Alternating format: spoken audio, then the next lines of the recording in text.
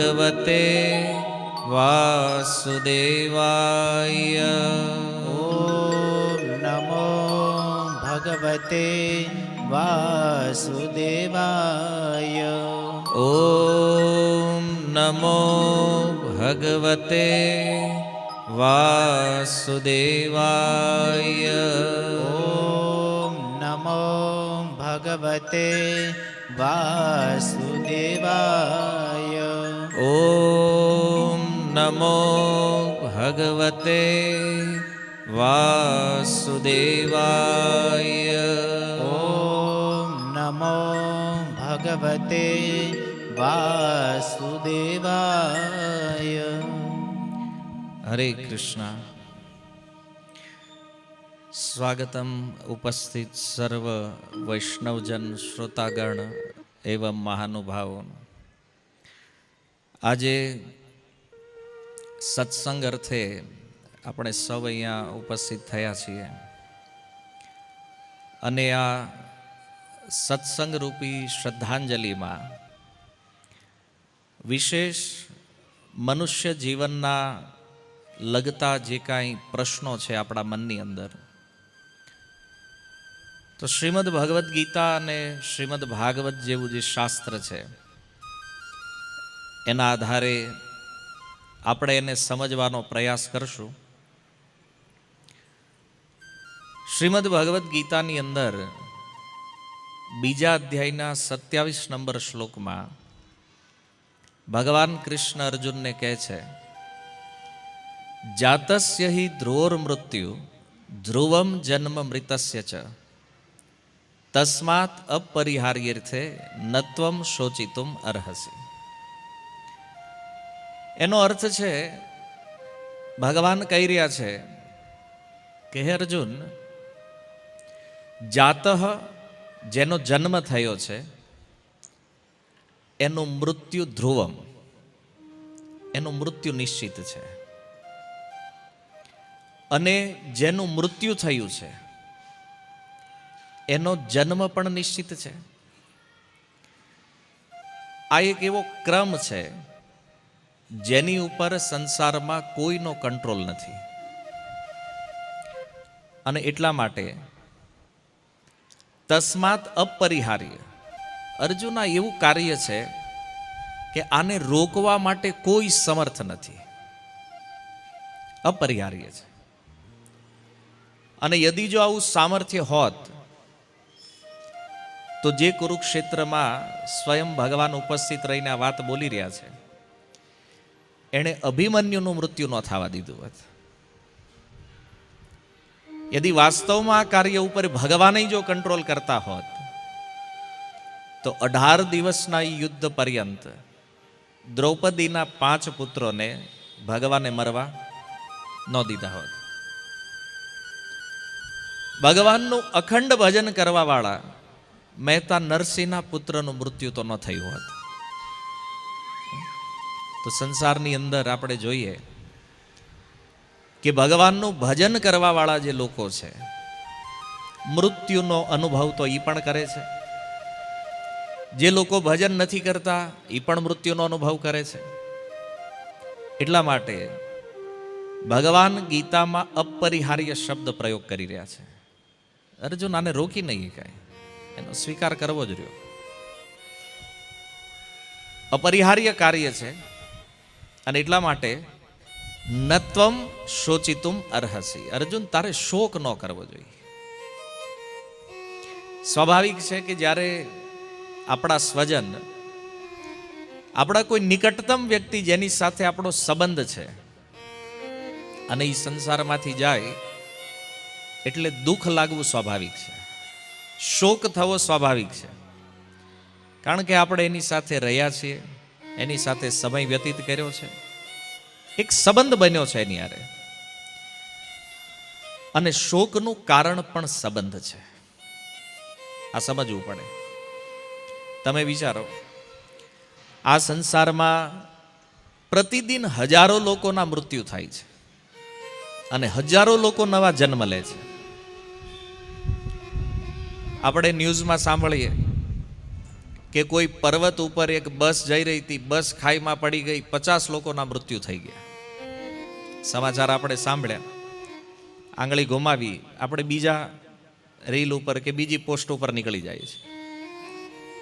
એના માટે કોઈ દુઃખ નથી આપણને કે એ બસમાં 50 વ્યક્તિઓ હતા અને એ પર્વત ઉપરથી બસ પડી ગઈ, એમાં મૃત્યુ થઈ ગયું.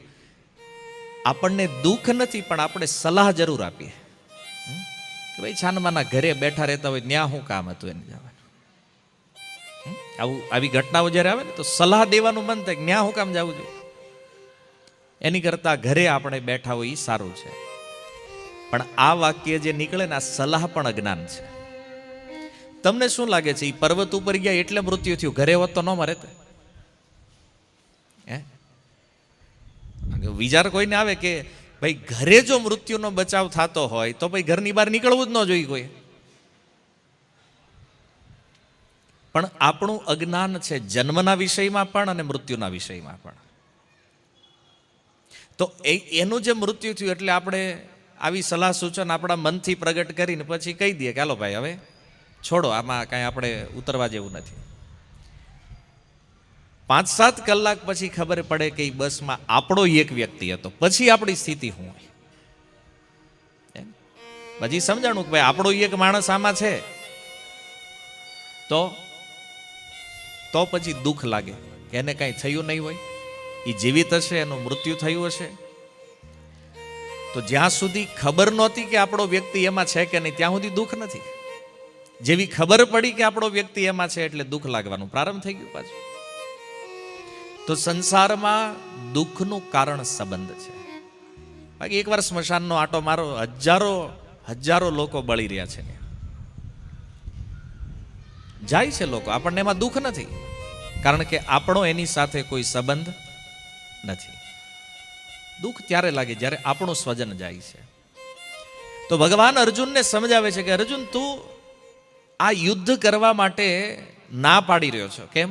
કારણ કે સામે આ બધા જે પરિજનો છે, સગા સ્નેહીઓ છે, આના મૃત્યુનો ભય લાગે છે. તો ભગવાને કીધું કે તને શું લાગે છે, મહાભારત યુદ્ધ યદિ નહીં થાય તો આ દુર્યોધન હંમેશા માટે જીવવાનો છે, પિતામહ ભીષ્મ હંમેશા જીવવાના છે? નહીં અર્જુન, જેણે જન્મ લીધો છે એણે મરવું તો પડશે. અટલ નિયમ છે, સનાતન સત્ય છે. હવે પ્રશ્ન એ છે, જન્મ કોણ લે છે? જન્મ કોણ લે છે? અચ્છા, આ શ્લોક તમે પહેલા સાંભળ્યો છે ગીતામાંથી? આ શ્લોક સાંભળ્યો છે ને? ભગવાન કોના માટે આ શ્લોક બોલી રહ્યા છે? ખ્યાલ કોના માટે આ શ્લોક છે? આત્મા માટે? સાંખ્ય યોગની ચર્ચા કરે છે ભગવાન, શ્લોક કોના માટે બોલે છે? આપણે કન્ફ્યુઝ છીએ એમાં. આ શ્લોક ભગવાન શરીર માટે બોલી રહ્યા છે, આત્મા માટે નથી. કારણ કે જન્મ શરીર લે છે અને એટલા માટે મૃત્યુ કોનું થાય છે? શરીરનું. અને આત્માના વિષયમાં ભગવાન કહે છે કે એ ક્યાંથી આવે છે? બોલે અવ્યક્તમાંથી. અને જાય છે ક્યાં? બોલે અવ્યક્તમાં. આત્મા ક્યાંથી આવ્યો છે એ તો ખબર જ નથી. હા, શરીર માતાના ગર્ભમાં નિર્માણ થયું છે. આત્મા જેવો ગર્ભમાં પ્રવેશ કરે એટલે એ ગર્ભમાં શરીર બનવાનું પ્રારંભ થાય. અને આજે ટેકનોલોજીના માધ્યમથી આપણે જોઈ શકીએ કે 9 મહિના સુધી શરીર કેવી રીતે બને છે. 9 મહિના પછી શરીર જન્મ લે છે. તો સૌથી પહેલો સિદ્ધાંત એ છે કે જન્મ લેવા વાળું શરીર છે. હવે જન્મ શરીરે લીધો છે તો મરવાનું કોણ છે? શરીર. અને આ એક સીધી સિમ્પલ વસ્તુ છે કે આપણા ઘરે જ્યારે આ ઘટના બને તો આપણે જોઈએ જે સદસ્યનું મૃત્યુ થયું છે એનું શરીર તો અહીંયા છે, શરીર તો ક્યાંય જાતું નથી. અને આપણે એ સ્વીકારીએ છીએ અજાણતા પણ, અપ્રત્યક્ષ રૂપમાં તે કે શરીરનું મૃત્યુ થયું છે અને એટલા માટે આપણે શરીરને સ્મશાન લઈ જઈએ છીએ. ગમે એટલું પ્રિય હોય તોય એને સ્મશાન લઈ જઈએ, પછી ત્યાં એને જે વિધિ છે એ અનુસાર એને આપણે અગ્નિ સંસ્કાર આપીએ, કોઈ જમીનમાં દફનાવે. અલગ અલગ ધર્મોની અલગ અલગ પરંપરાઓ છે. તો જન્મ શરીર લે છે એટલે મૃત્યુ પણ શરીરનું થાય છે. હવે મૂળ વાત એ છે, તો આમાં આપણે શોક કરવા જેવું શું છે? કારણ કે આ તો સિદ્ધાંત ક્લિયર છે કે જે શરીરોએ જન્મ લીધો છે એને જવાનું તો છે જ. અને બીજું, કોઈ વ્યક્તિ કે નહીં અમારો શોક શરીર માટે નથી. આજે મૃત્યુ પર્યંત લોકો રડે છે. તો વાત એ છે કે હવે પ્રશ્ન એ સમજો, તમે કોના માટે રડો છો? જો શરીર માટે રડો છો તો શરીર તો તમારી સામે છે. તો કે જે ના, શરીર માટે નહીં, એની અંદર જે તત્વ છે, જે આત્મા ગયો છે, એના માટે શોક છે. તો વાસ્તવિકતા એ છે કે એ આત્માને આજ સુધી આપણે જોયો નથી.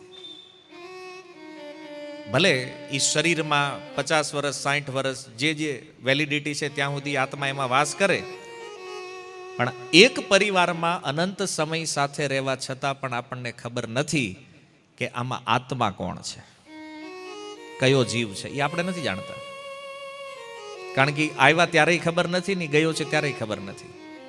જો શરીરનો શોક છે તો શરીર અહીંયા જ રહે છે, એ ક્યાંય જતું નથી. અને જો આત્માના વિષયમાં શોક છે તો આત્મા તો જન્મ મૃત્યુથી પર છે, કારણ કે એનો જન્મ થયો જ નથી અને એટલે એના મરવાનો કોઈ પ્રશ્ન જ નથી.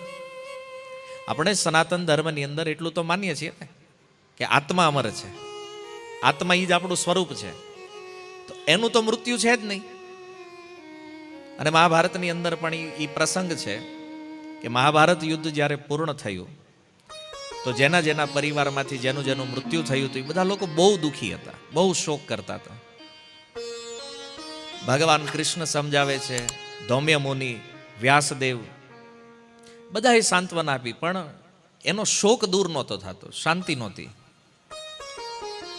તો એ સમયે ભગવાને કીધું વ્યાસદેવને કે વ્યાસદેવ તમે કંઈક એવું કરો કે જેના કારણે આ લોકોનો શોક દૂર થઈ જાય.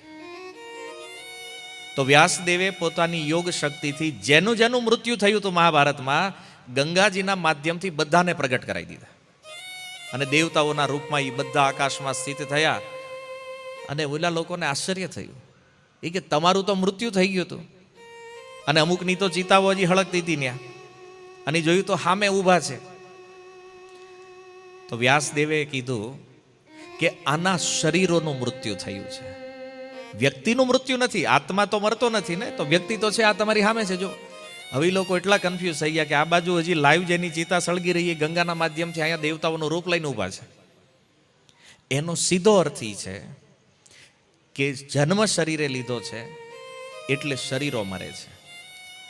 અને આપણો શોક એના માટે છે કે શરીરોનું મૃત્યુ ન થાય. તો આ પ્રકૃતિની વિરુદ્ધ છે, કારણ કે શરીર જન્મ્યું છે તો એને તો જવું પડશે, આ સિદ્ધાંત છે. અને આપણે શોક એના માટે કરીએ છીએ જે નથી રહેવાનું. બીજાના શોકની વાત છોડો, આપણો ટાઈમ કેટલો છે એ આપણને ખબર નથી. કારણ કે બીજાના વિષયમાં શોક કરતા કરતા આપણે આપણા મૃત્યુને ભૂલી ગયા છે કે જે આપણને છોડીને ગયા છે એમ આપણે અહીં પરમેનન્ટ થોડી છીએ. આજે અહીં બેઠા છીએ, કાલે ક્યાં હોય ખબર નથી. તો શરીરોને અમર બનાવવાનું જે અજ્ઞાન છે એના કારણે દુઃખ લાગે છે. શરીર ન જવું જોઈએ. અને યા તો આત્મા છે તો એના વિષયમાં અજ્ઞાન છે. કેમ? કારણ કે એનો તો જન્મ જ નથી. હવે જે જન્મ્યો જ નથી તો એ મરે કેવી રીતે? ભગવદ્ ગીતામાં આ જ્ઞાન ભગવાને ક્લિયર કર્યું છે. છતાં સંબંધના કારણે, લાગણીઓના કારણે, ભાવનાઓ જોડાયેલી છે એટલે દુઃખ લાગે. પણ આપણે એ સમજવું પડશે કે જેના માટે શોક નથી કરવા જેવો આપણે એના માટે શોક કરીએ છીએ. કારણ કે અમુક સમય પહેલા શરીરો નહોતા આવ્યા, પછી આવ્યા અને પછી નથી. તો જ્યારે શરીરો નહોતા ત્યારે કોઈ દુઃખ નહોતું. તમે એ વિચાર કરો કે આ સંસારમાં જ્યારે આપણો જન્મ જ નહોતો થયો ત્યારે આપણા પરિવારને શોક હતો? આપણે હતા જ નહીં, અસ્તિત્વ જ નહોતું આપણું. જ્યારે આ શરીર હતું જ નહીં તો એના માટે કોઈ શોક નથી. પછી શરીર આવ્યું એટલે સુખ થયું કે ના ચાલો પરિવારમાં એક મેમ્બર વધ્યા છે, પરિવારમાં એક મેમ્બર એડ થઈ ગયા છે. અને વળી પાછું જ્યારે એ શરીર ગયું તો ઓર વધારે દુઃખ લાગે છે.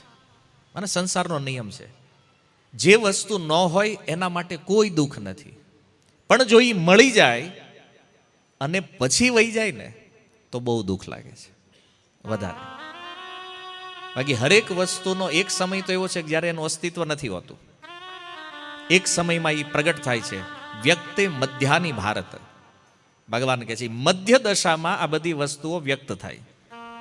અને અવ્યક્તાની નિધનમ, અને જ્યારે અવ્યક્તમાં જાય છે ત્યારે પાછું આ સંસારથી અદ્રશ્ય થઈ જાય. એટલા માટે ભગવાન કહે છે નત્વમ શોચિતુમ અર્હસી. અર્જુન, શોક ન કરવો જોઈએ, કારણ કે જે આત્માએ શરીર ધારણ કર્યું છે આ આત્માનો તો મરવાનો કોઈ પ્રશ્ન જ નથી. અને આપણે શરીર નથી, એ જે આત્મા છે ને એ આપણું મૂળ સ્વરૂપ છે. શરીર જો આપણે હોત તો આપણને દુઃખની અનુભૂતિ થવી જોઈએ ને.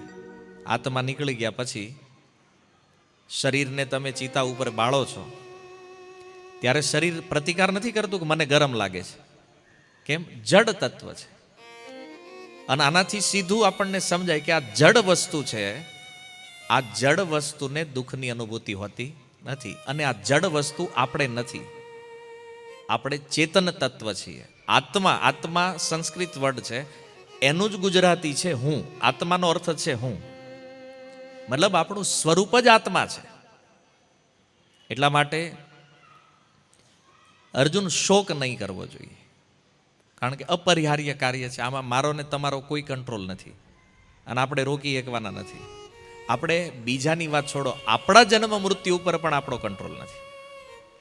આજે આપણે કયા ઘરમાં જન્મ લેવાના છીએ, કયા સમાજમાં આવવાના છીએ, આ આપણે નક્કી કરાવીને આવ્યા હતા ઉપરથી?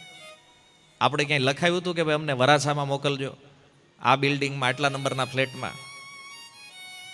આ આપણા હાથમાં નથી. જન્મ પ્રકૃતિ આપે છે, એમ મૃત્યુ પણ પ્રકૃતિના હાથમાં છે. એટલા માટે શ્રીમદ ભાગવતની અંદર એક બહુ સુંદર પ્રસંગ છે, જ્યાં ચિત્રકેતુ નામનો એક રાજા છે, અને આ રાજાને અનેક અનેક રાણીઓ છે, છતાં એને કોઈ સંતાન નથી. હવે એ રાજાએ જોયું કોઈ પુત્ર નથી, તો એને ત્યાં અંગિરા મુનિ આવતા વારંવાર. અને એક દિવસ અંગિરા મુનિ આગળ પોતાનો પ્રશ્ન એણે રજૂ કર્યો કે હે ઋષિવર, મારે કોઈ સંતાન નથી, એટલે તમે કંઈક કૃપા કરો અને મને પુત્ર આપો. તો અંગિરા મુનિએ સમજાવ્યું કે જો ભાઈ, જેને આ દુનિયામાં પુત્ર છે ને એ દુઃખી છે, અને જેને નથી દુઃખી છે. તો પછી તારે નથી એમાં જ હાક ને, આટલું મોટું રાજ્ય છે, ચક્રવર્તી રાજા છો, આટલા સુંદર મંત્રીઓ છે, આ બધું છે, અને ખાલી પુત્ર નથી, તો એના માટે શું કામ દુઃખી થાય છે? પણ વાત એ છે ને કે અભાવ જે છે ને એ માણસને દુઃખી કરે. આપણી પાસે બધી વસ્તુ હોય પણ જે એક નથી ને એનું દુઃખ હંમેશા રહ્યા કરે. તમારી પાસે 50 જોડી કપડાં હોય પણ બાજુવાળાને છે એવું નથી ને, તો ઓલા 50 જે છે એ સુખ નો આપે. તમારી પાસે 4 વ્હીલ ગાડી હોય પણ બાજુવાળા જેવી નથી, તો તમારી ગાડી તમને સુખ નો આપે. અભાવ કે છે આને શાસ્ત્રની ભાષામાં. માણસને દુઃખી કરે અભાવ. રાજાએ કીધું આટલું મોટું રાજ્ય છે, આટલી સંપત્તિ છે, પત્નીઓ છે, નોકર ચાકર છે, મંત્રીઓ છે, પણ પુત્ર વગેરે આ બધું મને સુખી કરીએ કે એમ? આ બધું નકામું છે. એટલે જો તમે આપી શકતા હોય તો મને પુત્ર આપો. તો રાજાએ વિચાર કર્યો કે ઋષિ છે એટલે આની પાસે ઉપાય તો કંઈક હશે જ. બહુ વિનંતી કરી તો અંગિરા મુનિએ કીધું ઠીક છે, એક પુત્ર તને થાશે. હવે સાધુએ કીધું તો સાધુનો સંકલ્પ સત્ય છે, પુત્ર થાશે એ કીધું એટલે રાજા ખુશ થઈ ગયા, નાચવા માંડ્યો. પુત્ર તો પ્રાપ્ત થવાનો છે. અંગિરા મુનિએ કીધું એ તને સુખ પણ આપશે ને દુઃખ આપશે. તો એ સાંભળ્યું નહીં, કારણ કે ઉત્સાહમાં જ એટલા હતા રાજા. અને કદાચ સાંભળ્યું છે તો એને વિચાર કર્યો દુઃખ આપી આપીને શું આપશે એ, કે આ જે છે એ બધું વાપરી જાય. તો કે એનું જ તો છે, એની હાટું તો આ ભેગું કર્યું છે, કોઈ ચિંતા નહીં, પુત્ર તો હશે. પુત્ર કામેષ્ટી યજ્ઞ થયો.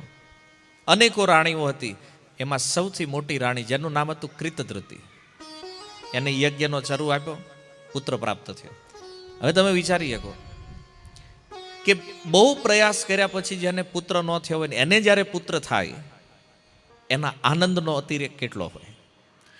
રાજાએ રાજ્ય સોંપી દીધું મંત્રીઓને, કીધું કે ભાઈ તમે રાજ્ય સંભાળો, તમારે જે કરવું એ કરો, હું હવે આ રાણી અને પુત્ર સાથે રહીશ. એને ટાઈમ એને આપવાનું ચાલુ કર્યો. હવે ઓલી જે બાકીની જે રાણીઓ હતી એના મનમાં ઈર્ષા થઈ કે આ રાજા જો આની જ સાથે રહેશે તો આપણી સ્થિતિ તો ઓર બગડી જાય. કેમ? અરે બગડી શું જાય કે બગડી જ ગઈ છે.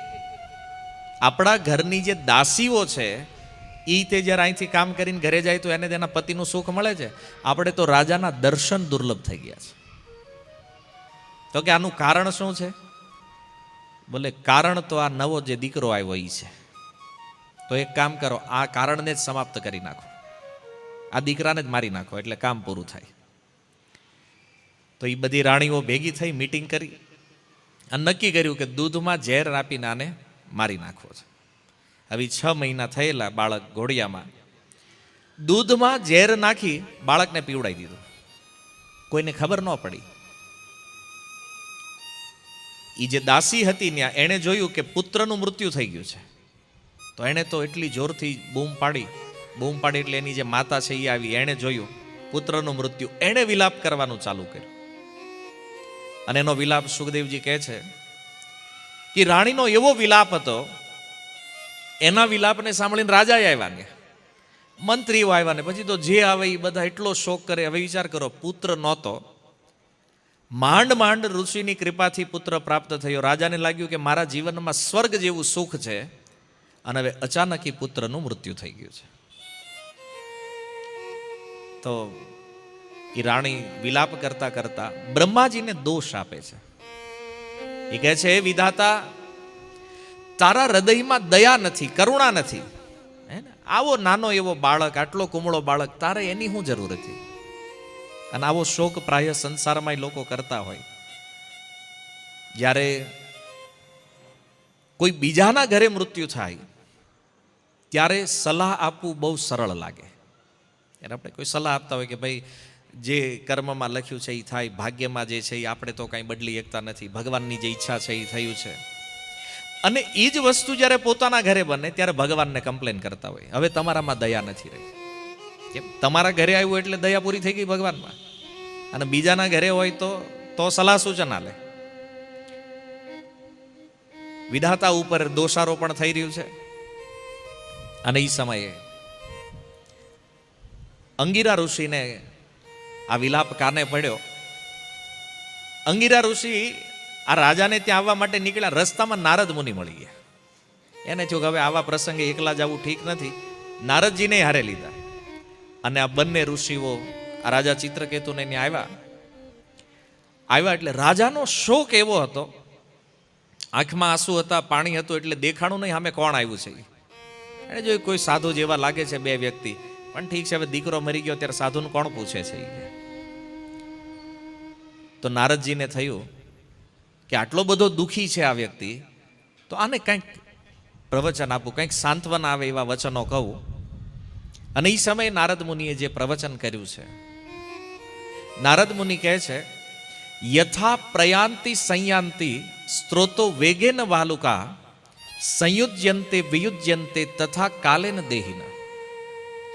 કે જેવી રીતે નદીની અંદર જળનો પ્રવાહ વહે છે અને નદીમાં એ જે પ્રવાહ વહેતો હોય તો નદીના એ પ્રવાહના કારણે ક્યારેક રેતીના કણ એકબીજા સાથે જોડાઈ જાય અને વળી બીજી લહેર જેવી આવે એટલે તરત પાછા એ છૂટા પડે. એવી રીતે હે રાજન, કાળનો જે પ્રવાહ છે, સમયનો જે પ્રવાહ છે, એમાં પ્રાણીઓનું મળવું અને છૂટા પડવું આ તો પ્રકૃતિમાં થતું રહે છે. આ કાળ જ કોઈ સમાન કર્મવાળા જીવાત્માઓને એક ઘરમાં ભેગા કરે છે અને આ કાળ સમયાંતરે વળી પાછા એને છૂટા કરે છે. તો આપણે પહેલા જે પ્રશ્ન કર્યો કે આપણે અહીંયા આવ્યા છીએ તો એ આપણી મરજીથી નથી. એ કાળે આપણને અહીંયા જન્મ આપ્યો છે. એ કાળ જ અહીંયા આપણને રહેવાની અવધિ આપે છે અને એ કાળ જે છે એ જ પાછા આપણને ત્યાંથી અલગ કરે છે. તો પરિવાર તો એનું બનેલું રહે છે, પણ એમાં સભ્યો નીકળતા જાય, એની સામે નવા એડ થતા જાય, અને આ જ પ્રક્રિયા સંસારમાં ચાલે છે. ખેલ ખાલી 60-70 વર્ષનો છે. એ 60 વર્ષ પહેલા કોઈ સંબંધ હોતા નથી, પણ કાળ જ્યારે એક પરિવારમાં ભેગા કરે ને ત્યારે આપણને એવું લાગે કે હા, આ મારા માતા છે, આ પિતા છે, આ ભાઈ છે, આ બહેન છે, બધા સંબંધોનો પરિચય થાય. અને કાળ જ્યારે જુદા કરે ત્યારે દુઃખ લાગે સંબંધને તૂટવાનું. પણ એ માત્ર આપણે એટલું ભૂલીએ છીએ કે આ સંબંધની શરૂઆત થઈ ક્યાંથી? જ્યારે એ જીવ એ પરિવારમાં આવ્યો ત્યારથી. એ પહેલા તો કાંઈ હતું નહીં, પહેલા તો સંબંધ નહોતો. તો અચાનકથી થયેલા સંબંધની આસક્તિ જે છે એ દુઃખનું મૂળ કારણ છે. કારણ કે આપણે સંબંધને પરમેનન્ટ ચાહીએ છીએ અને સંબંધ સંસારમાં છે ટેમ્પરરી. કેમ? કારણ કે જોડાણા છીએ તો તોડવાનું નક્કી છે. આપણે જોડાવા માંગીએ છીએ, તૂટવા નથી માંગતા. અને એટલા માટે જો બાળક જ્યારે જન્મે ને ત્યારે પરિવાર આખું ખુશ હોય, પણ જ્યારે એ જાય ત્યારે દુઃખ લાગે છે. તો મળવું ગમે, છૂટા પડવું નહીં ગમે. અને આનું કારણ આસક્તિ છે, એટેચમેન્ટ જે થયું છે ને આપણું, એના કારણે. પણ આપણે નથી સમજતા કે આ કાળનો ખેલ છે અને તમારી સાથે ખેલાણો છે એવું નથી. દુનિયાના હરેક મનુષ્ય સાથે, હરેક પ્રાણી સાથે, હરેક જીવ સાથે કાળ આ જ રમત રમે છે. કર્મના આધારે ક્યાંક ભેગા કરે અને વળી પાછા ત્યાંથી છૂટા કરે. આની ટાઈમ લિમિટ જે છે એ કેવલ અને કેવલ કાળ જાણે છે. આપણને આપણી બર્થ ડેટ ખબર છે, આપણે ક્યારે જન્મ્યા છીએ સંસારમાં, કયા ટાઈમે આવ્યા છે એ ખબર છે, પણ ડેટ ઓફ ડેથ, મૃત્યુની તારીખ આપણા હાથમાં નથી, એ આપણને ખબર નથી. આજે આ ઉદાહરણના સિમિલર ઉદાહરણ આપણે જોઈએ કે માની લો આપણે કોઈ ગામ જવું છે, ક્યાંક અલગ શહેરમાં જવું છે, અને આપણે રેલવે પ્લેટફોર્મ પરથી ટિકિટ લઈએ. ટિકિટ લઈને આપણે ટ્રેનમાં બેસીએ. હવે ટ્રેનમાં બેસીએ એટલે જોઈએ કે ભાઈ આ નંબરનો ડબ્બો છે, આ નંબરની સીટ છે, અને ત્યાં જઈને આપણે બેઠા. હવે આપણી એક સીટ છે, આપણે બેઠા, એટલે આપણી સામે પાછી બીજી સીટમાં કોઈ બીજો વ્યક્તિ બેઠો હોય. માની લો તમે સુરતથી બેઠા ને તમારે દિલ્હી ઉતરવું છે. તમારી સામેની સીટ ઉપર જે વ્યક્તિ બેઠો છે એને પૂછવામાં, ભાઈ વાતમાં પૂછ, ભાઈ તમારે ક્યાં જવાનું? બોલે મારે મથુરા ઉતરવાનું છે. તમે તો કે હું દિલ્હી જાઉં છું. હવે બેયની અંદર વાતચીત ચાલી, મિત્રતા થઈ, ખૂબ એવી વાતો કરી જાણે વર્ષોથી એકબીજાને ઓળખતા હોય. અને એ ચર્ચા થતા મથુરા સ્ટેશન આવ્યું એટલે એ ભાઈ ઉતરી ગયા. હવે આપણે એને કહીએ કે નહીં, હવે તો આપણા બેયની બહુ સારી વાતચીત થઈ, બહુ મિત્રતા થઈ, તો તમારે મારી હારે દિલ્હી આવવું પડશે. એ આવે? નહીં આવે. કેમ? કારણ કે જે સ્ટેશનથી ચડ્યો છે તો એ ટિકિટમાં પહેલેથી લખ્યું છે કે આને કયા સ્ટેશને ઉતરવાનું છે. એ નક્કી છે. એ બેઠો ભલે સુરતથી, પણ એને ઉતરવાનું મથુરા નક્કી છે. આપણી ટિકિટમાં દિલ્હી લખ્યું છે એટલે આપણે દિલ્હી ઉતરવાનું નક્કી છે. તમે રડવા લાગો, તમે એના પગ પકડવા માંડો, પણ એ માણા રોકાય કે 12 કલાક આપણી વચ્ચે આટલી સારી મિત્રતા થઈ તોય તમે દિલ્હી નહીં આવો? બોલો કે ભાઈ મારી ટિકિટ અહીં સુધીની છે એટલે મારે મથુરા ઉતરી જવું પડે. એમ જ્યારે કોઈ જીવ આ સંસારમાં જન્મ લે ત્યારે એની ડેટ ઓફ ડેથ, આણે કયા સ્ટેશન એટલે કયા વર્ષે આણે નીકળવાનું છે આ પરિવારમાંથી, આ પહેલેથી નિર્ધારિત થયેલું છે. ફરક ખાલી એટલો છે કે રેલવેની ટિકિટમાં દેખાય છે કે આ સ્ટેશને આપણે ઉતરવાનું છે. અહીંયા આપણને ખબર નથી કે મારે કેટલા વર્ષે આ સ્ટેશનને છોડી દેવાનું છે, આ ટ્રેનને છોડવાની છે, આ શરીરને આપણે નથી જાણતા. હવે આપણે દુઃખ કરીએ કે નહીં, એ કેમ વયા ગયા, તો ભાઈ એની લિમિટ જ ત્યાં સુધી હતી. જેનું આયુષ્ય 20 વર્ષનું છે તો એ 20 વર્ષે દેહનો ત્યાગ કરી દેશે. જેનું આયુષ્ય 50 વર્ષનું છે એ 50 વર્ષે દેહનો ત્યાગ કરશે. જેનું આયુષ્ય 100 વર્ષનું છે એ 100 વર્ષે દેહનો ત્યાગ કરશે. અદ્યવાહ શતાંતેવા, ચાહે કોઈ આ જ શરીર છોડે કે 100 વર્ષ પછી એને છોડવું તો પડે. એ કઈ નહીં કે ભાઈ ના હવે પરમેનન્ટ મારી જવાની ઈચ્છા નથી. બધાનું લખાયેલું છે કે આ સમયે તમારે અહીંથી નીકળવાનું છે અને એમાં આપણો કોઈ કંટ્રોલ નથી. પછી ઘણીવાર લોકો કે ના ના પણ અમે પૈસા દીધા છે ને ભાઈ સીટના, હે ને, આપણે કહેતો આપણે એટલી મહેનત કરી છે, અહીંયા એટલું બધું બનાવ્યું, આટલું ડેવલપ કર્યું, ન વયું જવાનું, થોડોક લાભ તો લેવા દો. કે એ ન હાલે. કેમ તો કે ટિકિટ કન્ફર્મ છે તમારી નીકળવાની, તો જવું પડે. પણ આપણે સીટને છોડવા માગતા. અમે ઘણીવાર યાત્રાઓમાં જઈને એટલે ટ્રેનમાં આવો થોડોક ઝઘડો થાય, કારણ કે બીજા બેસી ગયા હોય સીટ ઉપર. એટલે જેની ટિકિટ બની ને, નહીં ભાઈ મારી ટિકિટ, મારી સીટ છે, હાલ તું અહીંથી ઊભો થા, મારે બેસવાનું છે. તો ઓલો કે ભાઈ મને ઘડીક બેસવા દો ને. ના ના સીટ મારી, મેં પૈસા દીધા જ ભાઈ, મારી સીટ છે. એટલે ઓલાને ગમે એમ કરીને ઉઠાડે, પોતે ત્યાં બેહે. હવે વિચાર કરો, આ સીટ કેટલો ટાઈમ તમારી, જે બે સ્ટેશન વચ્ચેનો જે સમય છે એટલો ટાઈમ સીટ તમારી છે. અને પછી તમને ઉઠાડવા માટે બીજો કોક આવશે, હાલ ભાઈ ઉઠ, કેમ મારી સીટ છે. આજે જે સીટ ઉપર આપણે દાવો કર્યો છે ને, એ થોડા કલાક પહેલા એ સીટ ઉપર કોઈ બીજાનો દાવો હતો, અને થોડા કલાક પછી ઓર કોઈ બીજો વ્યક્તિ દાવો કરે છે. સીટ એની છે, એમાં વ્યક્તિ બદલાતો રહે. તોય બધા ટ્રેનમાં ચડે એટલે એમ જ કે આ મારી સીટ છે, આપણી નથી, ભાડે લીધી છે. આપણે એનું ભાડું આપ્યું છે, આપણી સીટના માલિક નથી. એમાં સંસારમાં પ્રકૃતિ આ શરીર આપણને ભાડે આપ્યું છે, આપણે આના માલિક નથી. એટલા માટે માલિક નથી આપણે, આપણો કંટ્રોલ નથી, એટલે આને છોડી દેવું પડે છે. અને આપણો પ્રોબ્લેમ એ છે કે આપણે ટ્રાય માલિક બનવાની કરી રહ્યા છે આ સંસારમાં, કે ભાઈ આ મારું શરીર છે તો મારું રહેવું જોઈએ. પણ સીટ ગમે એટલી તમારી હોય, પણ જ્યાં એન્ડ થયો એટલે છોડવી પડે. એમાં શરીરનું ગમે એટલું પાલન પોષણ કરીને આને સાચવો, આનો સમય પૂરો થયો એટલે આને છોડીને નીકળવું પડે. એટલે ગુજરાતી સંતોએ આ ભાવને સમજાવ્યું છે, હે ને, જીવ શાને ફરે છે ગુમાનમાં, તારે રહેવું ભાડાના મકાન.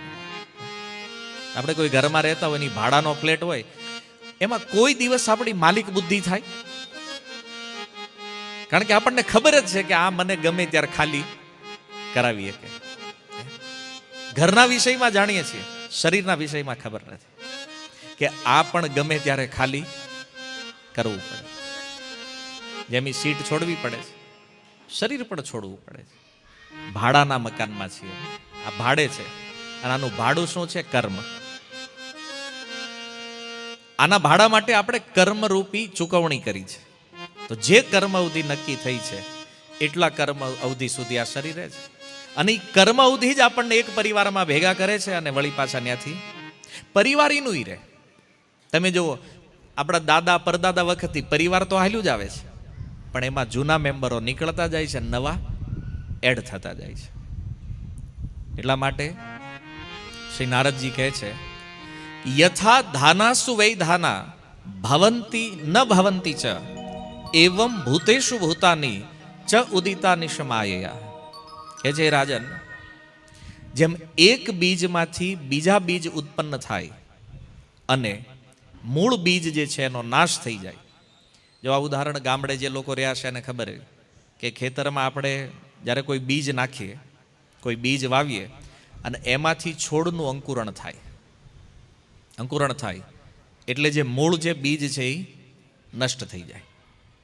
અને જેમ જેમ છોડ મોટો થાય એમ બીજનું અસ્તિત્વ નીચે ખોવાઈ જાય. એમ નારદજી કહે છે કે ભગવાનની માયાથી પ્રેરિત થઈ, કહે છે એવમ ભૂતેષુ ભૂતાની, એક જીવ બીજા જીવને ઉત્પન્ન કરે છે. એક પ્રાણી બીજા પ્રાણીને ઉત્પન્ન કરે છે અને નષ્ટ થાય છે. તો એક શરીરથી બીજું શરીર પ્રગટ થયું તો જે મૂળ શરીર છે એનો નાશ તો થશે.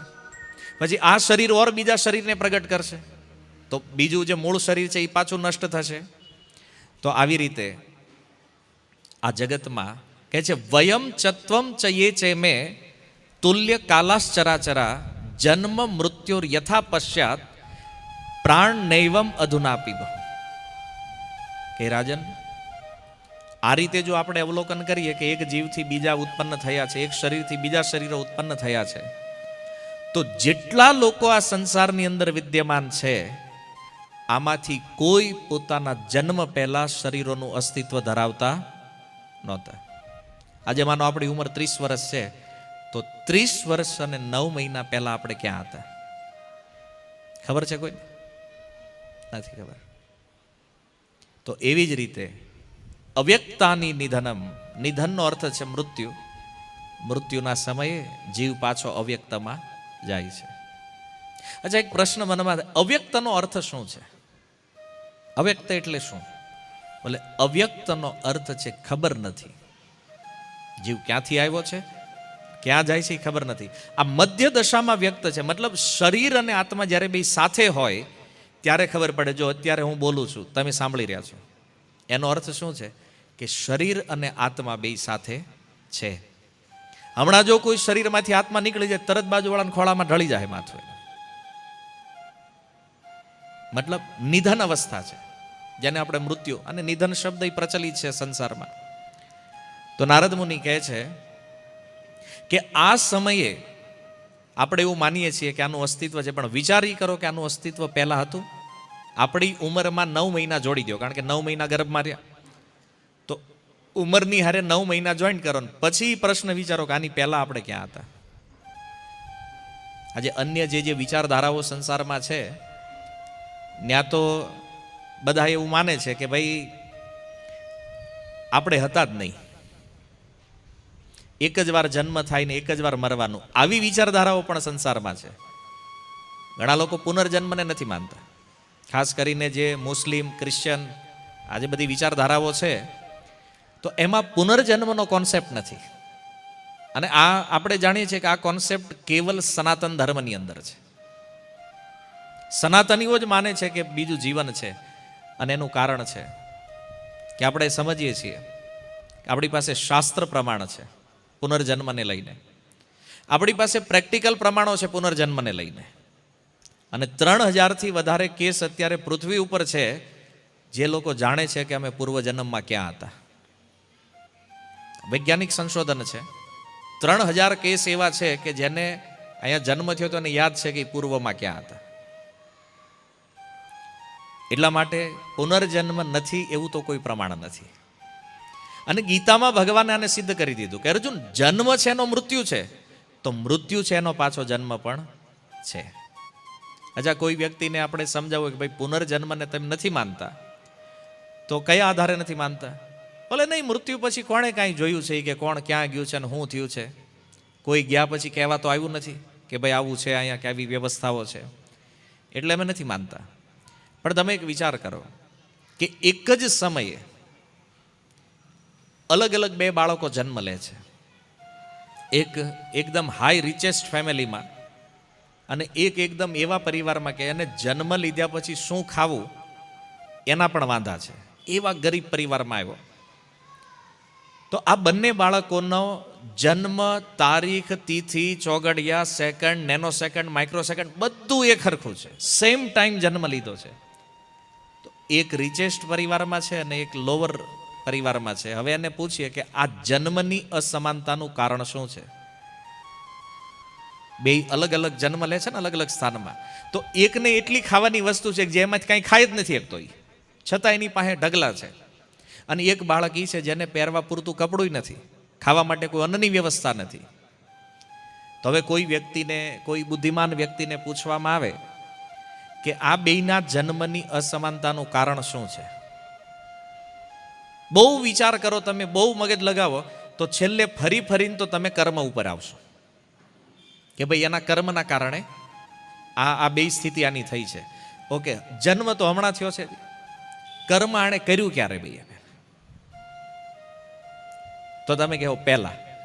પહેલા એટલે કે એના જન્મ પૂર્વ આનું અસ્તિત્વ છે એ તો સ્વીકાર કરવું પડશે કે અહીંયા જન્મ થયો, આની પહેલા પણ આ લોકો ક્યાંક વિદ્યમાન હતા અને ત્યાં એણે જે કર્મ કર્યું છે એના આધારે એનો આ જન્મ થયો છે, અત્યારે જન્મ લીધો છે.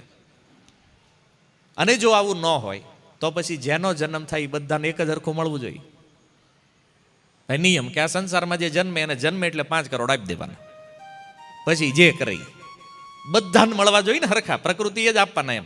એવું નહીં બેંક આપે કે સરકાર આપે, પ્રકૃતિ જેટલું ધન બધાને એક હરખું આપે તો એ માનવામાં આવે કે ભાઈ હાલો પુનર્જન્મ જેવું કાંઈ છે નહીં, કારણ કે જન્મે ત્યાંથી બધાને હરખું જ મળ્યું છે. પછી જેણે ધંધો કર્યો ને મગજ દોડાવ્યું એ આગળ ગયા ને કોઈ કે પૂરા કર્યા ને આ બધું થયું, પણ જન્મની અસમાનતા છે એ પુનર્જન્મનું પાક્કું પ્રમાણ છે. અને અત્યારે ભારત વર્ષની સ્થિતિ એવી છે કે વિજ્ઞાન અને પશ્ચિમના પ્રવાહમાં લોકો આજે ધર્મને અંધશ્રદ્ધા માનવા માંડ્યા છે.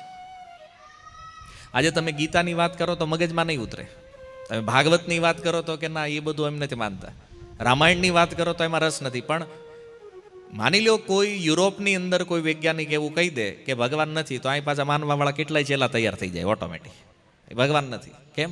તો એ વૈજ્ઞાનિકે કીધું. પણ વૈજ્ઞાનિકના બાપ છે આપણા ઋષિમુનિ હોય, એ શું કહે છે એ જો.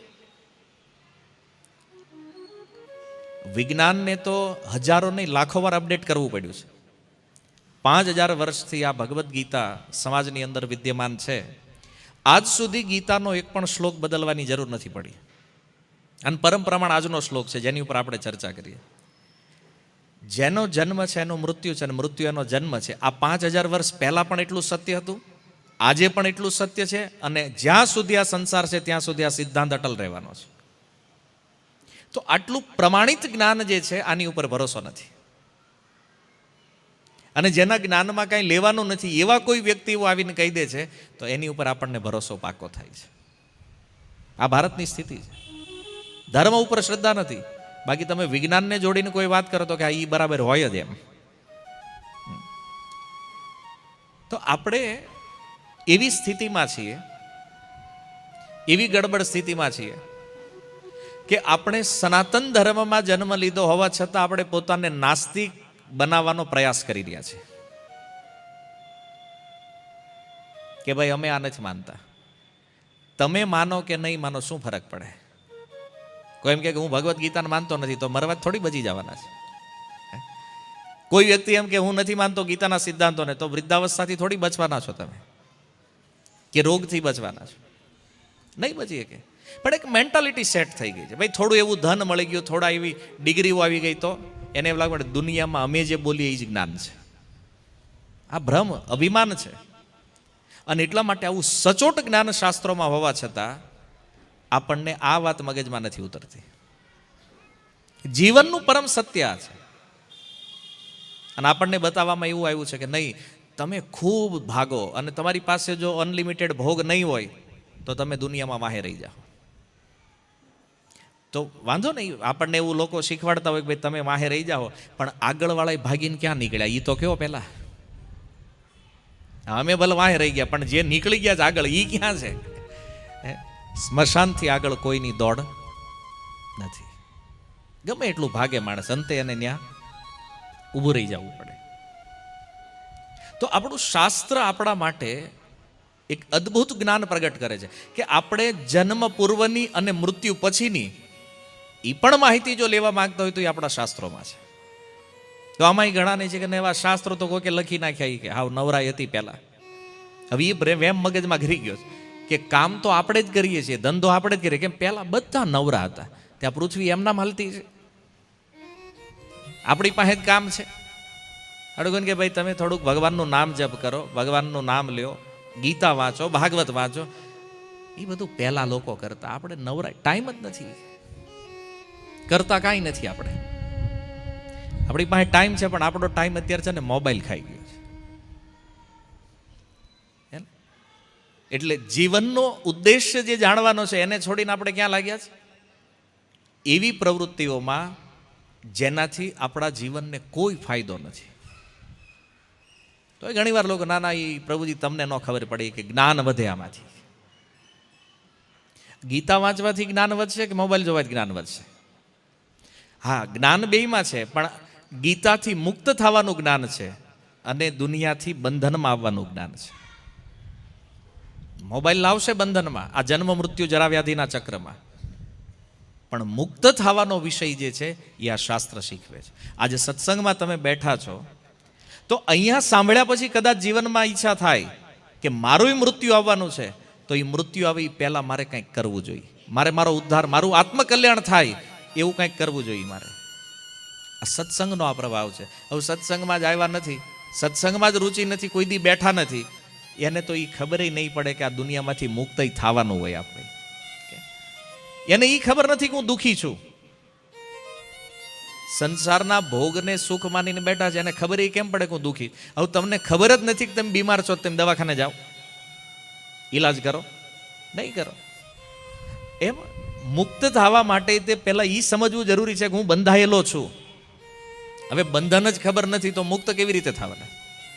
બીમાર હોય જ દવા લેવા જાય ને, બોલો કે ના મન કાંઈ છે જ નહીં, પછી અચાનક એક દિવસ ખબર પડે કે આને હાર્ટ એટેક આવ્યો, મૃત્યુ થઈ ગયું. બીમારી તો પહેલેથી હતી, અચાનક નથી આવી, પણ આપણને ખબર જ નહોતી કે આપણે બીમાર છીએ.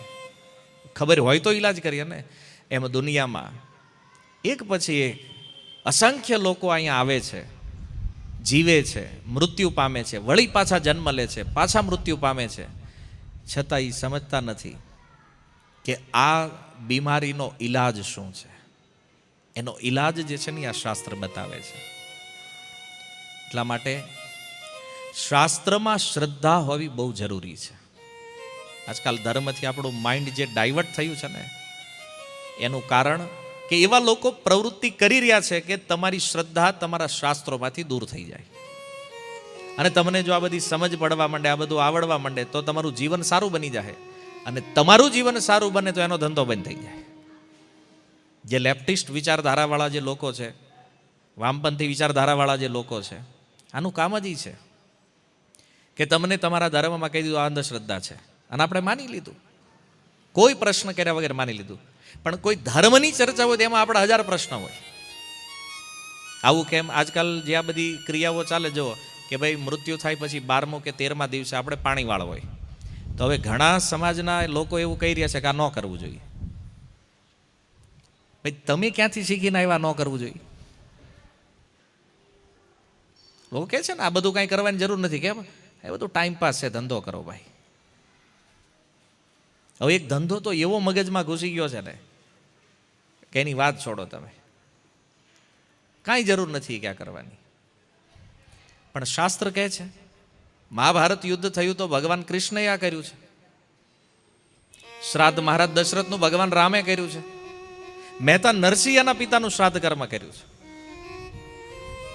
તો આપણે એનાથી આગળ થઈ તો તમે ડિસિઝન લઈએ કોઈ, બરાબર છે. પણ આ સમાજની અંદર એક એવી બીમારી છે કે થોડુંક બેંક બેલેન્સ મોટું થાય ને એટલે એમ લાગે કે ભાઈ સમાજ આપણા વિચારો ઉપર હાલવો જોઈએ. ન હાલે. એક પ્રસંગ હતો સામાજિક, તો એમાં એક સમાજના લીડર પ્રતિજ્ઞા કે હું મારા પિતા પાછળ કાંઈ નહીં કરું. ભાઈ તને તારા બાપમાં શ્રદ્ધા નહીં હોય, પ્રેમ નહીં હોય, તું નહીં કરતો ભાઈ, અમને છે. હાલો એને મળે છે નથી મળતું એ બધું 2 નંબરની વાત છોડો, પણ આપણા વ્યક્તિ પ્રત્યે આપણો એ પ્રેમ તો છે કે નહીં? કે ભાઈ એને સુખ પ્રાપ્ત થાય એવી ભાવના તો હોય કે નહીં આપણા સ્નેહી પ્રત્યે આપણે? તો જે કાંઈ ક્રિયાઓ છે એ મરનાર વ્યક્તિના સુખ માટે છે. અને આવા જે મૂર્ખ વિચારધારાવાળા જે સમાજના નેતાઓ બનીને બેઠા છે ને, આ આખા સમાજને ગેરમાર્ગે દોરી રહ્યા છે. એટલે તમારી પાસે ધન હોય એટલે બુદ્ધિ તમને છે એવું જ હોય? વ્યાસદેવથી આગળ છો તમે કે ભગવાનથી આગળ છો? ના ના, આ બધું કાંઈ કરવાની જરૂર નથી. એક જ વાત, નહીં કરવું, નહીં કરવું. તો આ બધાને તમે હું પશુનો સમાજ બનાવવા માંગો છો? કોઈ નિયમ નહીં, કોઈ ધર્મ નહીં. પશુમાં ન હોય કોઈ નિયમ, પશુમાં કોઈ ધર્મ નથી, તો શું માનવું છે કે પશુઓનો સમાજ નિર્માણ કરવો છે? હા, ધર્મની પાછળનું જે વિજ્ઞાન છે એને તમે ન સમજતા હોય તો એ તમારી મિસ્ટેક છે. એને તમે અંધશ્રદ્ધા ન કહી શકો. ધર્મ પાછળનું વિજ્ઞાન ન સમજમાં આવતું હોય આપણને, તો એ મિસ્ટેક કોની છે? કે તમારી બુદ્ધિ એટલી વિકસિત નથી કે તમે આ તત્વને સમજી શકો. તો તો કોઈ જાણકાર વ્યક્તિનો આશ્રય લઈને આને સમજવાની ટ્રાય કરવી જોઈએ, કે ધર્મને અંધશ્રદ્ધા કહીને બસ બધું છોડવાની જ વાત કરવાની છે. તો વાત એ છે કે આપણું શાસ્ત્ર અંધશ્રદ્ધા નથી, વિજ્ઞાન છે. અહીંયા વ્યવસ્થાઓ છે કે મૃત્યુ પછી પણ વ્યક્તિ પોતાના પરિવારજનો પ્રત્યે પોતાની લાગણી વ્યક્ત કરી શકે, મૃત્યુ પછી પણ પોતાના પરિવારજનોને સુખી કરવાની ભાવના વિદ્યમાન રહી શકે. આ પરંપરાઓનો આ ભાવ છે કે ભલે એ અહીંથી આપણને છોડીને વયા ગયા, પણ એના મૃત્યુ પછી પણ આપણે એને સુખી તો કરવા છે. તો આ કેટલો સુંદર ભાવ છે. અને તમે જુઓ, ઔરંગઝેબ એક બાદશાહ થયો ભારતની અંદર, એના પિતાને શાહજહાને એણે તાજમહેલમાં પૂરી દીધા. એના જીવનમાં એક વાક્ય એણે કીધું કે ધન્ય છે આ હિન્દુઓને કે એ મર્યા પછી તે એના પિતાને પાણી પાય છે, આ જીવતા નથી દેતો એનો પુત્ર. તો કલ્ચર શું છે આપણો? તો વિચાર આવે ને કે અહીંયા મૃત્યુ પછી પણ પાણી પાવાની રીત છે ભાઈ. હવે અહીંયા વાત નીકળી છે એટલે કહી દઉં કે ઘણા લોકોના મનમાં એ ભાવ છે કે ભાઈ અહીંયા આપણે એને આપી એને ન્યા મળતું હશે કે એ સૌથી મોટો ડાઉટ રહે છે. બરાબર? તો જો શાસ્ત્રની અંદર સ્થૂળ શરીર જે છે એના માટેના નિયમ જુદા છે. જ્યારે મૃત્યુ થાય તો આ પંચમહાભૂત શરીર જે છે, આ શરીરનો નાશ થઈ જાય એટલે જીવાત્મા સૂક્ષ્મ શરીરમાં રહે. આ શરીરની અંદર એક બીજું શરીર છે, સૂક્ષ્મ શરીર, જે 3 તત્વનું બન્યું છે, મન, બુદ્ધિ અને અહંકાર. જીવ એમાં છે. અને એની ભીતર એક ઓર શરીર છે જેને કારણ શરીર કહેવામાં આવે છે. જે વ્યક્તિના સંસ્કારો જે છે, જે પ્રકૃતિ છે, એ એનું કારણ શરીર છે. એની અંદર જીવ બંધાયેલો છે. તો મૃત્યુ સમયે આ શરીર તો છૂટી જાય, પણ 2 શરીર તો સાથે છે બીજા. હવે એ સૂક્ષ્મ શરીરમાં જ્યારે કોઈ જીવાત્મા હોય તો એને પ્રેત યોની કહેવાય. સ્થૂળ શરીર ન હોય અને સૂક્ષ્મ શરીર હોય, એ પ્રેત યોની છે. અને પ્રેત યોનીમાં જ્યારે કોઈ જીવ છે તો એના સુખ માટે એના પરિવારજનો અહીંથી કાંઈ વ્યવસ્થા કરે છે, એ એને પ્રાપ્ત થાય. આ વ્યવસ્થા સનાતન ધર્મમાં છે. તો હવે સૂક્ષ્મ વ્યક્તિને આપણે સૂક્ષ્મ રૂપમાં આપવું પડે. તો આપણે જ્યારે જળ આપીએ કે અન્ન આપીએ, પિંડદાન કરીએ છીએ ને, પિંડદાન શું છે? પિંડ એને અર્પણ કરીએ. અન્નને પિંડ કહે છે અને શરીરનો પણ પર્યાય પિંડ છે. તો જ્યારે જળદાન અને અન્નદાન આપણે અહીંયા કરીએ, એની જે સૂક્ષ્મ ઉર્જા છે એ એને ત્યાં પ્રાપ્ત થાય. જેવી રીતે તમે અહીંયા એકાઉન્ટમાં પેમેન્ટ નાખો છો અને તમે દિલ્હીમાં હો તો તમારા ખાતામાં તરત આંકડા પડી જાય છે. તો હવે ત્યાં કંઈ વાયર તો ફિટ કર્યો નથી કે ભાઈ અહીં પૈસા નાખી વાયરમાં થઈને દિલ્હી આવ્યા તમારી પાસે, નથી આવતા ને. તમે આજે વિદેશમાં ક્યાંય પણ ટ્રાન્સફર કરવા હોય તો અહીંયા તમે પેમેન્ટ નાખો એટલે ત્યાં મળી જાય છે. તો મનુષ્યની બુદ્ધિની આ સૂક્ષ્મ વ્યવસ્થા છે કે નથી?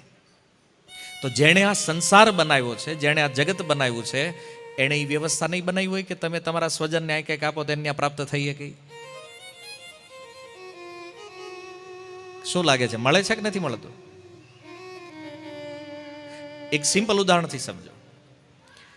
તમે કાર લઈને રોડ ઉપર નીકળ્યા, સિગ્નલ ત્યાં છે એટલે તમે કાર ઊભી રાખશો? રેડ સિગ્નલમાં ઊભી રાખો છો? બરાબર, તો વાંધો નહીં. આ પાલન કરવું જોઈએ. વરાછા છે એટલે પૂછવું પડે મારે.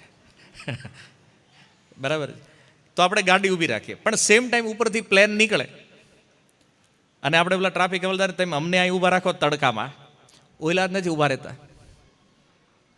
તો કારને જે નિયમ લાગુ પડે એ ફ્લાઇટને લાગુ પડે નહીં પડે. એવી રીતે સ્થૂળ શરીર માટે જે નિયમો છે એ સૂક્ષ્મ શરીરને લાગુ પડે નહીં. સ્થૂળ શરીરને સુખી કરવા માટે કોઈ વસ્તુ આપો, એનું સ્વરૂપ સ્થૂળ હોય, મટીરિયલ.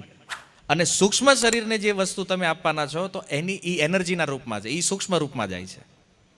તો આટલું સૂક્ષ્મ વિજ્ઞાન જે છે આ સનાતન ધર્મ છે. અને હવે આપણે આ નહીં સમજીએ પદ્ધતિઓ તો આપણે કહેવું કે અરે આ તો બધું અંધશ્રદ્ધા છે અને બહારથી કોણ વાટ જો હે, તો હાલો પતાવો. કે આજકાલ એ પતાવાવાળું વધારે હાલે. કોઈ 5મું 7મું 9મું કરી નાખે. આવી કોઈ વિધિ નથી શાસ્ત્રમાં ભાઈ. શાસ્ત્રમાં એક જ વિધિ છે, યા તો 12મું કરો યા 13મું હોય. તો હાલે છે આવું બધું. કેમ? તો ટાઈમ નથી હવે.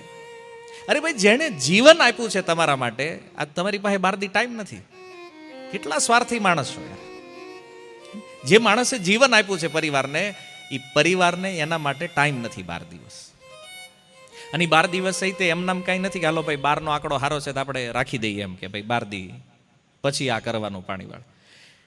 એક વિધિ છે કે કોઈ પણ વ્યક્તિનું જ્યારે મૃત્યુ થાય તો એનો જે જીવાત્મા છે આ સૂક્ષ્મ શરીરમાં, એ ઘરમાં 10 દિવસ વાસ કરે, 12 દિવસ. અને 10 દિવસ માટે 10 પિંડીકરણ શ્રાદ્ધ હોય. એને 10 દિવસ જે ભોજન આપવામાં એનાથી એક શરીર બને, અંગૂઠા જેવડું હોય, જેને યાતના શરીર કહે છે. જેવું મૃત્યુ થાય તો એના 10 દિવસમાં એને આ શરીર મળે, અંગૂઠા જેટલી સાઈઝ હોય. અને 2 દિવસ આપણા દ્વારા આપેલી જે કાંઈ વસ્તુઓ છે એને ગ્રહણ કરી અને જ્યારે અહીંયા આપણે પિંડ દાન કરીએ, મતલબ પિંડ કાપવામાં આવે ને છેલ્લે, તો એ પિંડનો અર્થ છે શરીર. જ્યારે તમે પિંડ કાપો છો એટલે જીવાત્મા સમજે છે કે હવે શરીરનો સંબંધ મારો આ પરિવાર સાથે પૂરો થયો.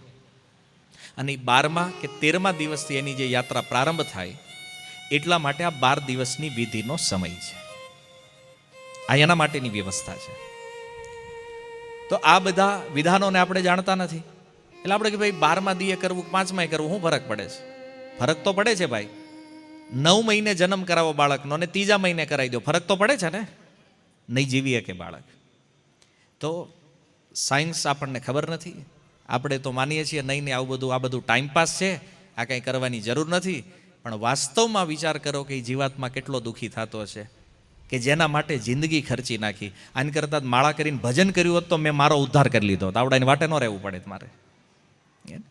જેના માટે આ 60 વર્ષ સુધી મહેનત કરી, એને આજ મારા કલ્યાણ માટે ટાઈમ નથી.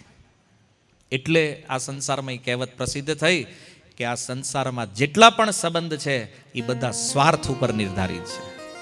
જ્યાં સુધી કોઈનાથી આપણું કામ નીકળે છે ત્યાં સુધી સારું છે. કામ પત્યું, સંબંધ પત્યો. અને વિચાર કરો, જે માણસ પોતાના સ્વજનનું સારું ન વિચારતો હોય, આ તમને લાગે છે કે બીજાનું સારું કાંઈ કરીએ કે દુનિયામાં? પોતાના સ્વજનની વાત છોડો, પોતાનું કલ્યાણ કરવાની ઈચ્છા જીવને છે નહીં. તોય કહેતા હોય નહીં અમે સમાજમાં મદદ કરશું બીજાની. શું હેલ્પ કરવાના છીએ આપણે? આપણે આપણું કલ્યાણ નથી કરી શકતા, બીજાનું કલ્યાણ કરશું આપણે? આ સંભવ નથી. એટલા માટે જો આ પશ્ચિમી વાયરો તો ભારત વર્ષમાં બહુ વાયર્યો છે, પણ આપણે આપણી સંસ્કૃતિના મૂલ્યોને જાણી અને એ પ્રમાણે જીવન બનાવવા પડશે. નહીતર પિતૃઓ તો પ્રેત બની જાય, આપણો વારો ઈ જ આવશે. એની તો અસદગતિ થાય, પણ એની હારે હારે આપણી તે અસદગતિ. અને આપણે જે શીખવાડીને ગયા છું ને આ ન કરાય, પછી ઉપર બેઠા બેઠા વાટ જોજો કે હારું કુળમાં કોઈ એક વ્યક્તિ એવો આવે અમારો ઉદ્ધાર કરીએ કે. અને આ કન્ફ્યુઝન હતું અર્જુનને આજથી 5000 વર્ષ પહેલા. એટલે ગીતામાં કીધું એને કે જો હું આ યુદ્ધ કરીશ ને તો આ યુદ્ધ કરવાથી આમાં જે યુવાનો અને વૃદ્ધો છે એનું મૃત્યુ થઈ જાય.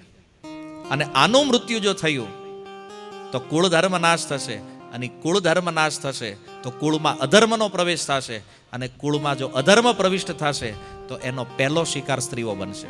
સ્ત્રીશુ દુષ્ટાશુ વાર્ષ્ણેય જાયતે વર્ણશંકર. અને આવી દુષ્ટ સ્ત્રીઓ જ્યારે એ વર્ણશંકર સંતાનોને જન્મ આપશે.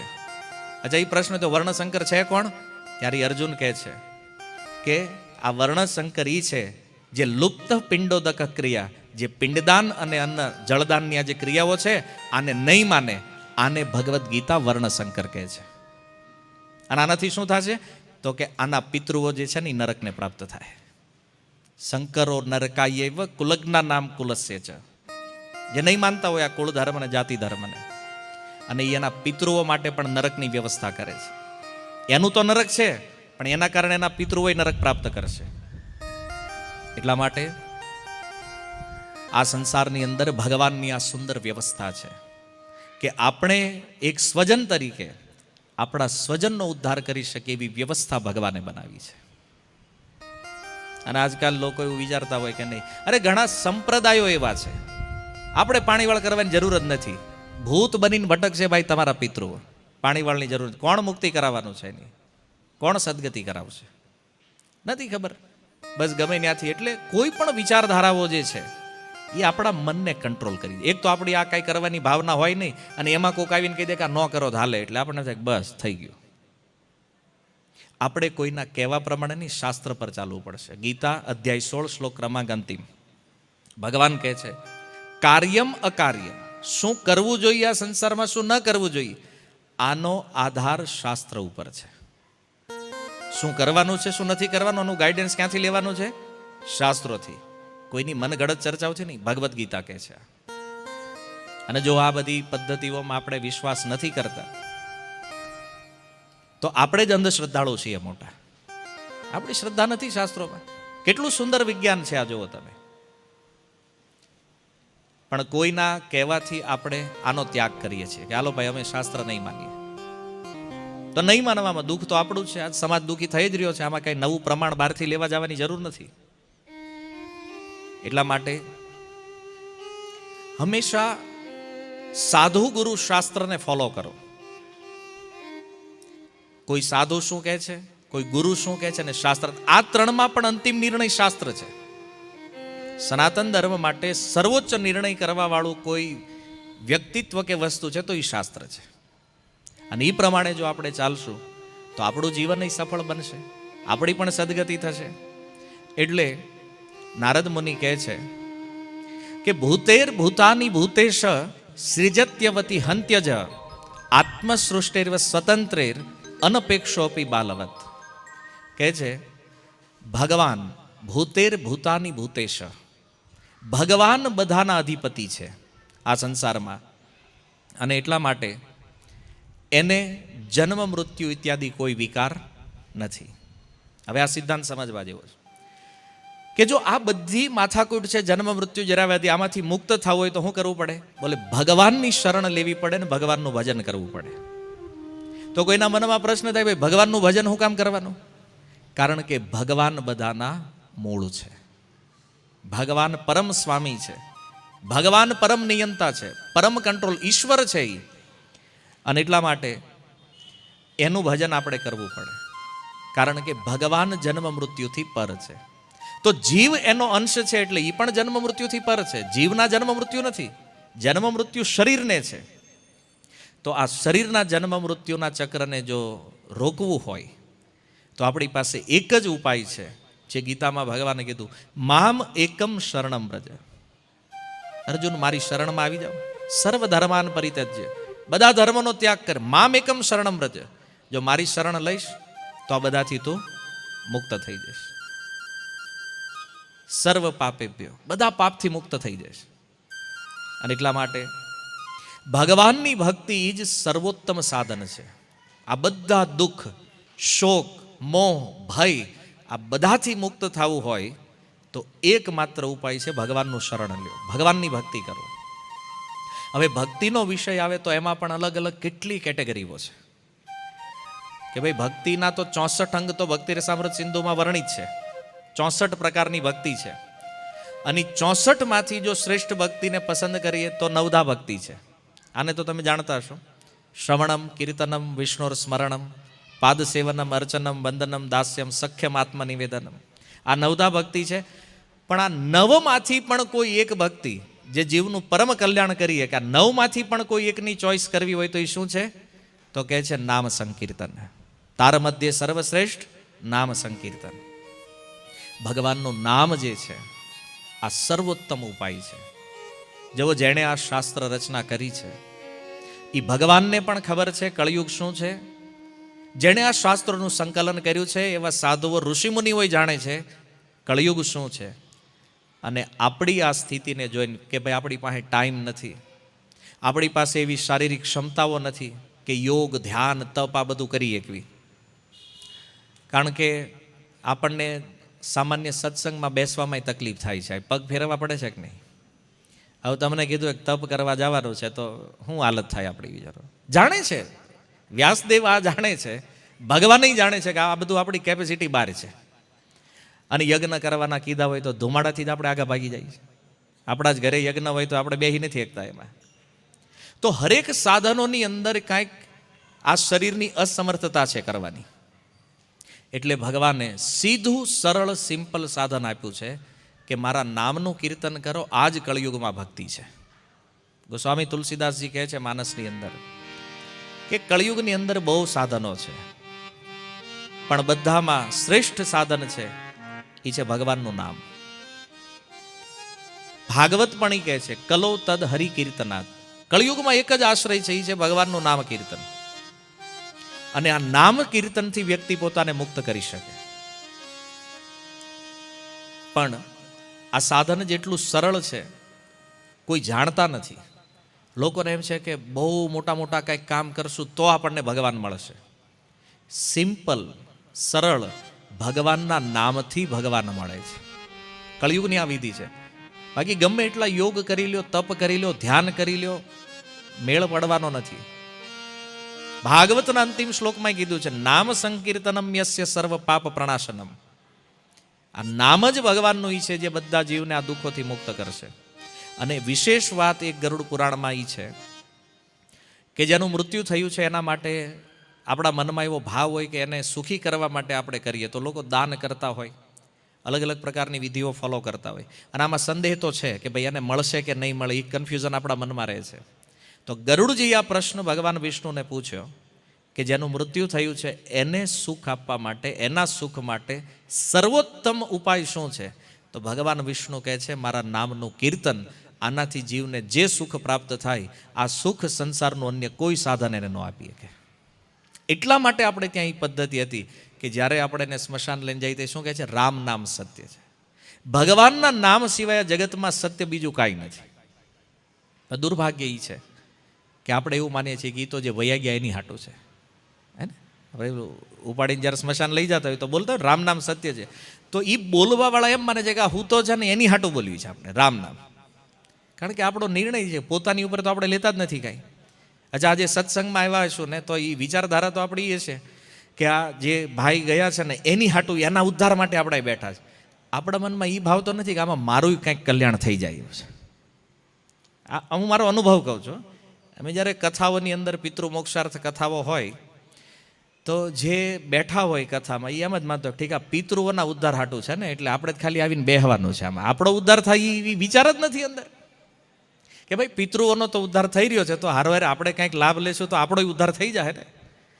અને તોય પાછા કહેતા હોય કે ના ના આપણે કહેતા જાઉં આપણા દીકરાને અમારી વાહે વયા જઈને ભાઈ કથા કરાવજો. એટલે ભાઈ તમને એટલો વિશ્વાસ છે કે ગયા પછી આ ભાગવત ઉદ્ધાર કરી શકે છે તો એટલો વિશ્વાસ નથી કે જીવતા જીવ સાંભળશો તો આઈના મુક્ત થઈ જાઓ. મર્યા પછીની રાહ શા માટે જોવો છો કે કોઈ બીજા આપણી વાહે કથા કરે ને પછી આપણે આપણો ઉદ્ધાર કરશું? પણ આવું અજ્ઞાન લઈને આપણે કથાઓમાં બેસતા હોઈએ છીએ. એટલે ખાસ કાંઈ આ સત્સંગ આપણને લાભ આપી એક તો સત્સંગનો લાભ ત્યારે પ્રાપ્ત થાય કે જ્યારે કોઈ વ્યક્તિ વિચારે કે આ મારા માટે છે, મારે આ કરવાનું. અને ગરુડ પુરાણની સ્થિતિ કાંઈક આવી જ છે. કોઈના ગયા પછી 3 દિવસ ગરુડ પુરાણ બેહારે તો જે સાંભળવા આવે ને વિચારે કોઈલા વૈયા ગયા ને એની મુક્તિ હાટું. ગરુડ પુરાણ મુક્ત નથી કરતું. ગરુડ પુરાણ બતાવે છે કે મૃત્યુ થયા પછી આવી રીતે જવાનું છે, આટલા દુઃખ સહન કરવાના છે, તો જેટલો ટાઈમ વધ્યો છે ને એટલામાં ભજન કરો. આ ગરુડ પુરાણ એની હાટું. તો એ ગરુડ પુરાણ સાંભળવા આવે એ હું માને એ તો વૈયા ગયા એની હાટું છે. એ 3 દી સાંભળીને પ્રસાદ લઈને ઘરે. આ રીતે કામ નહીં બને ભાઈ. જે બચ્યા છે પાછળ એને એલર્ટ કરવા માટે આ વિધિ આપણા ઋષિમુનિઓ આપી કે ભાઈ આને ગરુડ પુરાણ સાંભળાવો તો ખબર પડે કે મૃત્યુ પછી કષ્ટ કેટલું છે, દુઃખ કેટલું છે, કયા માર્ગે થઈને યમરાજ સુધી જવાનું છે. એટલે ગરુડ પુરાણની વ્યવસ્થા છે. તો એને આપણે સિરિયસ લેતા નથી. બધું એ જ માનીએ કે જે કાંઈ થઈ વયા ગયા એની હાટું છે. એનો તો ઉદ્ધાર થવાનો છે, એનું કલ્યાણ થશે. પણ એ મરનાર વ્યક્તિ આપણા માટે ઉદાહરણ છે કે આપણી પાસે જે સમય બચ્યો છે જીવનમાં એમાં આપણે આપણું કલ્યાણ કરવું જોઈએ. અને એટલા માટે ભગવાને સરળમાં સરળ સાધન જે છે ભગવાનનું નામ કીર્તન આપ્યું કે તમે જો મારા નામનું કીર્તન કરશો તો એને તો સુખી કરશે, પણ આ કીર્તન જેણે નામ લીધું છે એને પણ સુખી કરી શકે છે. કોઈ પણ શાસ્ત્ર જુઓ, વેદથી લઈ અને ભગવદ્ ગીતા સુધી એક પ્રશ્ન શાસ્ત્રમાં શોધો કે કળિયુગનો સાર શું છે, તો એના માટે શાસ્ત્ર કહે છે કલૌ તદ હરિ કીર્તનાથ. કળિયુગમાં ભગવાનના નામથી જ કોઈ જીવ મુક્ત થઈ શકે. અન્ય કોઈ સાધન નહીં કરે એવું નથી, પણ એ સાધન કરવાનું આપણા શરીરોમાં સામર્થ્ય નથી, આપણે નહીં કરી શકવી. એટલા માટે આપણા મૃત્યુની ડેડલાઇન શું છે આપણને ખબર નથી. આપણી ટિકિટમાં કયા સ્ટેશને ઉતરવાનું છે એ આપણને જાણકારી નથી. તો જેટલો સમય છે એમાં ભગવાનનું નામ લ્યો, કારણ કે આ નામ જે છે એ જ આપણું કલ્યાણ કરવાનું છે. ભક્ત બનવા માટે કાંઈ છોડવાની જરૂર નથી. ભક્ત બનવા માટે ભગવાનને પકડવાની જરૂર છે. ઘણાને એવું હોય ભજન કરશું તો આ છોડી દેવું પડશે, ઓલું છોડી દેવું પડશે. જે લાઈફ તમે જીવો છો નોર્મલ રૂટીન લાઈફ જીવો, પણ આમાં ભગવાનને એડ કરી દો. જો ભગવાન આપણા જીવનમાં એડ થઈ જાય તો આપણું જીવન પરિપૂર્ણ થઈ જાય. કમી જે છે ને આપણા જીવનમાં એ કેવલ ભગવાનની છે, ભગવત શરણાગતિની છે. બાકી તો બધું છે, પૈસાની તાણ છે, સુખ સુવિધાઓની કમી છે અત્યારે નથી. સામાન્યથી સામાન્ય માણસ એ 4 વ્હીલ રાખે છે, ફ્લેટ છે, એસીમાં સૂવે છે, ભોગ બધા છે. કમી જીવનમાં ભગવાનની છે કેવલ. તો આ કમીને પૂર્ણ કરવા માટે આપણે ભગવાનને ભગવાનના નામથી જોડવાના છે. ભગવાન સાથે કનેક્શન બનાવવું છે ને એના નામથી. તો આ નામ જે છે ને એ સાર છે. તો હરે કૃષ્ણ મહામંત્ર આ વેદ મંત્ર છે જે કળિયુગના જીવોના ઉદ્ધાર માટે બ્રહ્માજીએ આપ્યો છે. કે આ 16 શબ્દના મહામંત્રનો કોઈ જપ કરે, ઇતિ ષોડશટકમ નામ કલો કલ્મશ નાશનમ, યજુર્વેદના કલિસંતરણ ઉપનિષદનો આ મંત્ર છે. કે આ 16 શબ્દનો મહામંત્ર સંસારમાં કોઈ પણ જીવને તારવાની ક્ષમતા રાખે છે. એટલા માટે વેદ દ્વારા પ્રદત્ત આ મહામંત્ર જે છે આનો જપ કરો, આનું કીર્તન કરો, આમાં જ આપણું કલ્યાણ છે. સારરૂપ વસ્તુ આ છે. હરે કૃષ્ણ. શીલ પ્રભુપાદ કી નિતાય ગૌર પ્રેમાનંદે. થોડી વાર આપણે જેમના માટે આ સત્સંગ રાખ્યો છે તો એના માટે આપણે કીર્તન કરવાનું છે. એટલે શરૂઆતમાં મેં કીધું ગાવ તોય ઘણા એમનામ બેઠા હતા. આમાં નુકસાન નથી કાંઈ તમારું. ફાયદો થાય કે ન થાય ની હું ગેરંટી નથી આપતો, પણ નુકસાન તો, આ નુકસાન જેમાં ન હોય એ ધંધો ગુજરાતી કરે. તો 10-15 મિનિટ આપણે પ્રેમથી, હૃદયથી, ભાવથી ભગવાન નામ કીર્તન કરશું એમના માટે. તો બધા પ્રેમથી કીર્તન ભગવાનનું નામ ગાવાનો પ્રયાસ કરો અને ખૂબ સારી રીતે. તો આજે આ સત્સંગમાં આપણે જે ટાઈમ આપ્યો છે આ સફળ થશે. ઓકે.